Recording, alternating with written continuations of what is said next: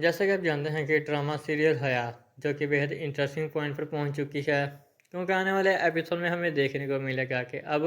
حیا بہت سے ایسے راز ہے جو کہ سب کے سامنے لانے والی ہے، کیونکہ اسے خود ہی نہیں پتا ہوتا کہ آخر اب وہ کیا کرنے جا رہی ہے،